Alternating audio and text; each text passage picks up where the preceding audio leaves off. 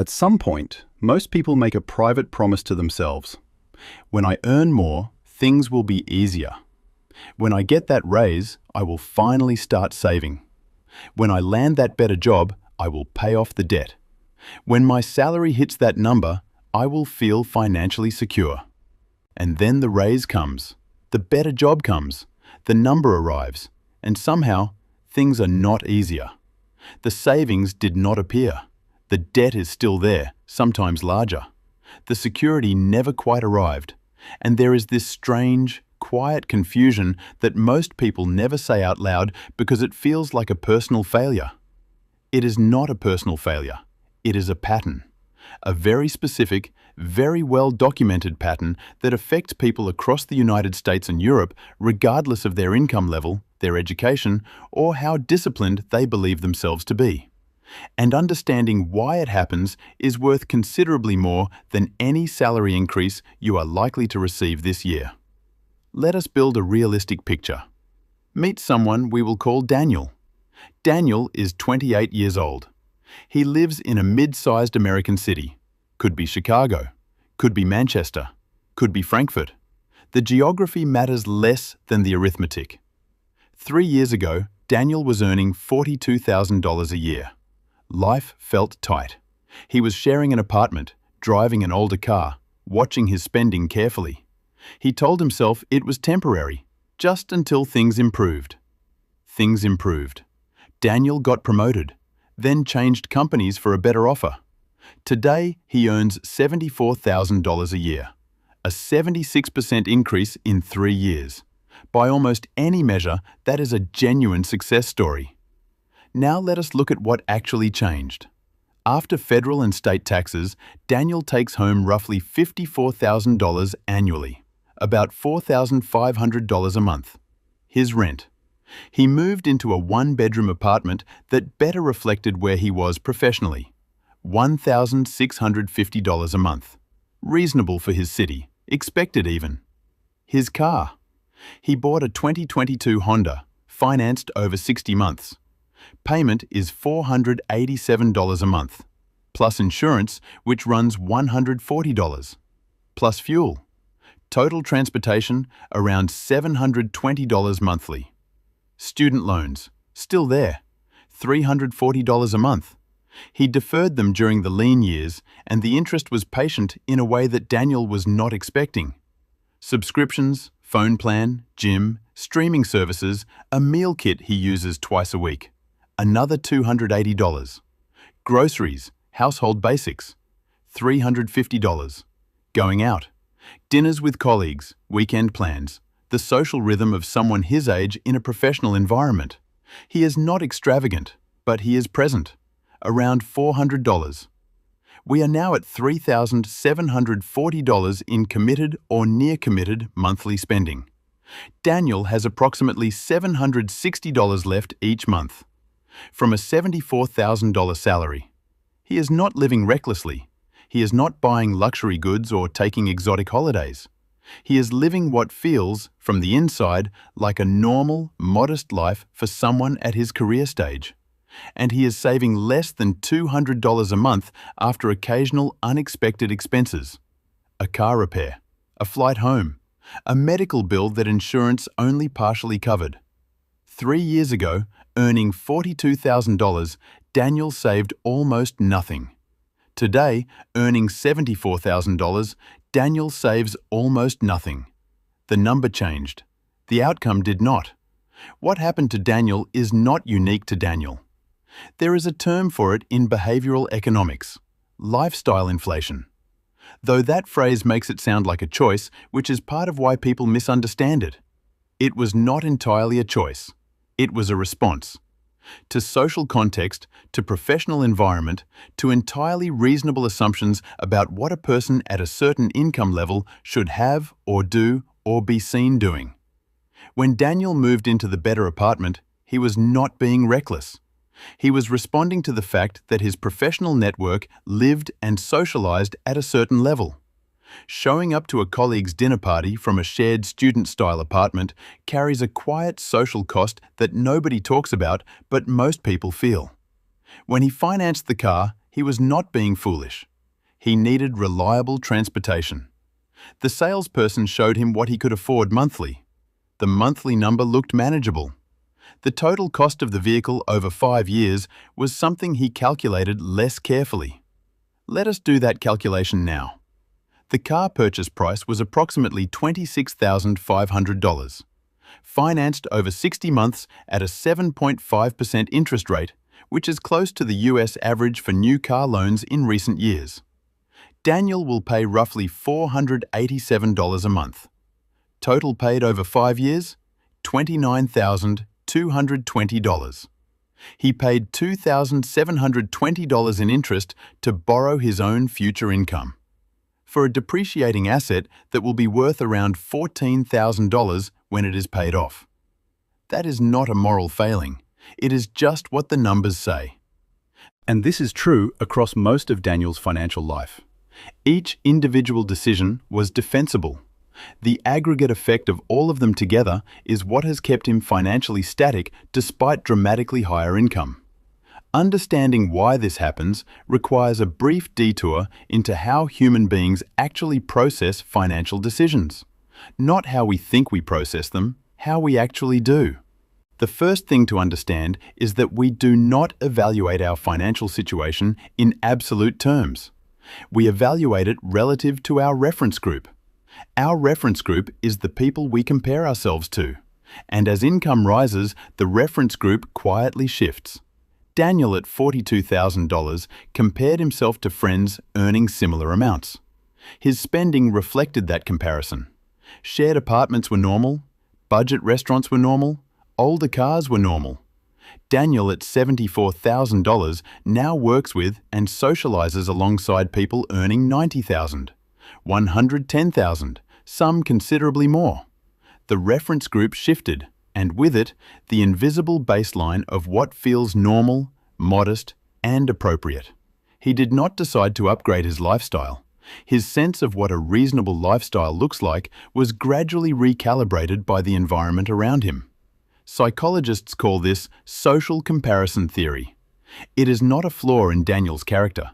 It is a fundamental feature of how human cognition works. We are deeply social animals. We regulate our behavior by watching others. That mechanism served our ancestors well in small tribal communities. In a modern professional environment with credit available on a smartphone, it is considerably more expensive. The second psychological layer is what is called hedonic adaptation. Every upgrade feels significant in the short term.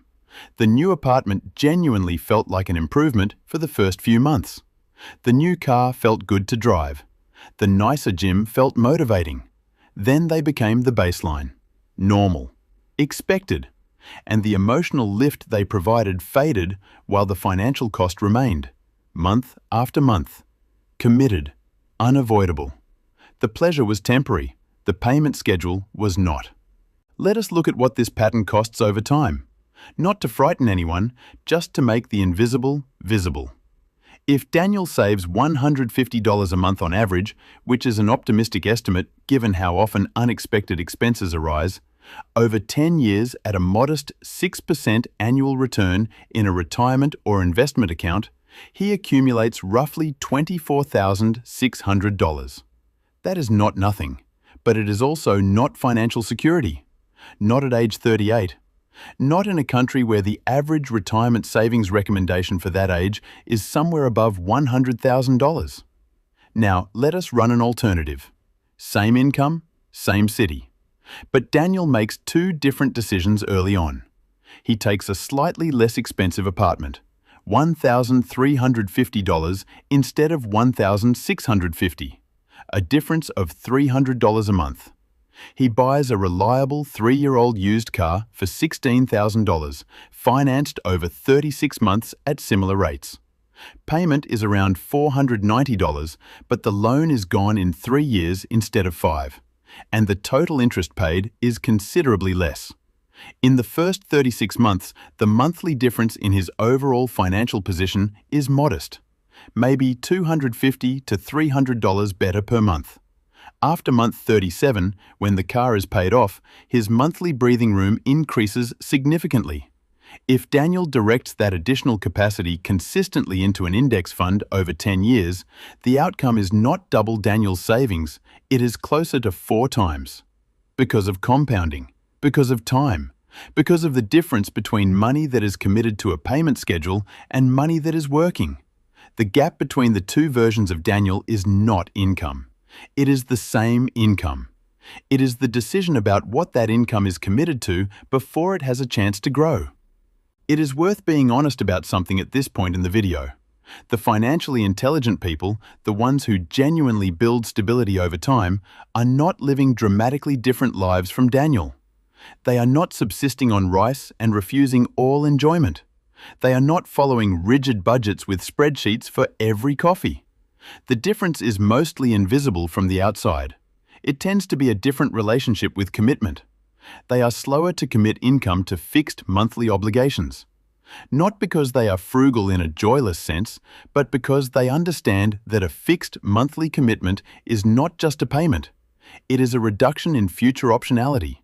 It is one less degree of financial freedom every month for the duration of that commitment. They tend to think about purchases in terms of total cost rather than monthly cost. The car salesperson and the apartment listing and the credit card offer all communicate in monthly terms. $50 more a month, $80 more a month. It sounds manageable. Monthly thinking makes expensive things feel affordable. Total cost thinking asks a different question. What is the full amount this will cost me, including interest, over the life of this commitment? How many hours of my working life does that represent? That reframe does not make every purchase feel wrong. It just makes the true cost visible. And visible costs can be evaluated. Invisible ones cannot. They also tend to be deliberate about reference group influence, not immune to it. Nobody is immune to social comparison, but aware of it. Aware that the environment around them is constantly, silently recalibrating their sense of what is normal and necessary. That awareness creates a small but meaningful gap between impulse and decision. And in personal finance, small gaps compounded over many decisions and many years produce large differences in outcomes. There is one more thing worth saying before we close. The instinct to believe that more income will solve the problem is not irrational. It comes from a real observation. When money is genuinely too tight to cover basic needs, more income does help. The first increases in income are the most impactful. Going from struggling to stable is a genuine and significant improvement. But above a certain threshold, the relationship between more income and more financial security becomes surprisingly weak. Because the forces that absorb additional income, social context, lifestyle expectations, available credit, fixed commitment creep, do not stay constant as income rises. They scale.